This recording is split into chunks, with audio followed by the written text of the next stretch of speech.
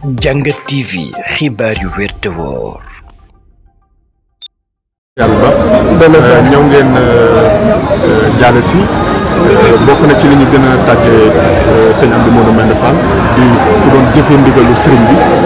bëri na ay projet yu jaar ci loxoom ban jàngat ngeen def ci taxawaayam bi nga xam ne amal na ko fii ci bi mu nekkee xilaafa bu ndege.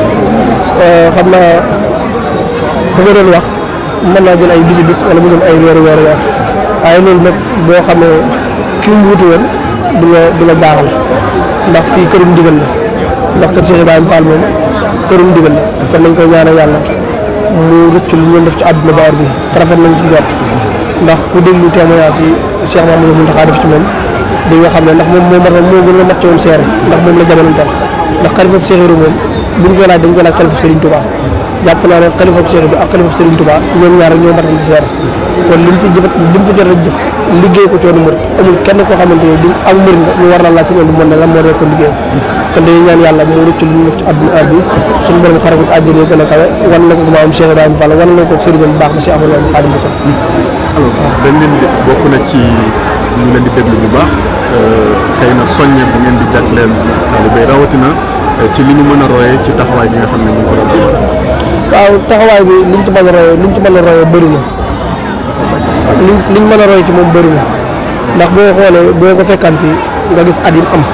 teewul jamono yooyu ëppoon détermination ngir liggéeyal Serigne Touba jamono yooyu ëppoon détermination ngir liggéeyal maamam bu baax de Cheikh Ahmadou Bamba Xaadimu Rasuul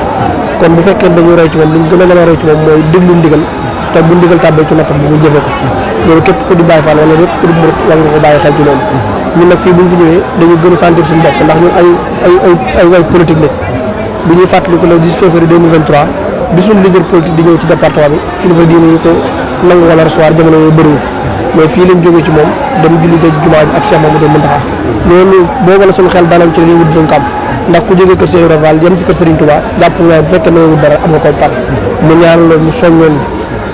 ñaan nga soññ gi day mel ne dafa xamoon ne li ñu bëgg dañ ko am kon buñ ñëwaatee fii ñu ñàkk ku mel ne moom président de la république yabal fi ay ndawam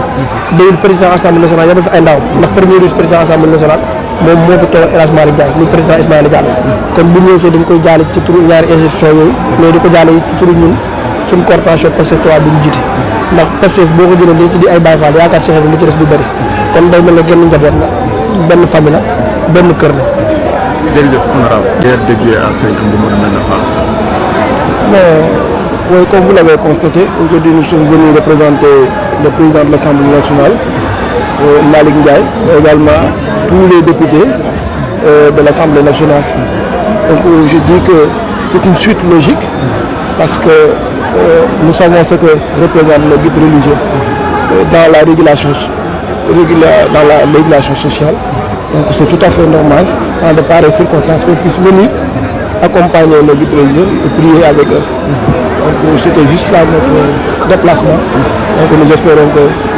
nos prières seront entendues et que Dieu l'accueillera au paradis, Inch'Allah. alors ci wolof président ñoo ngeen représenté si deuxième institution réew mi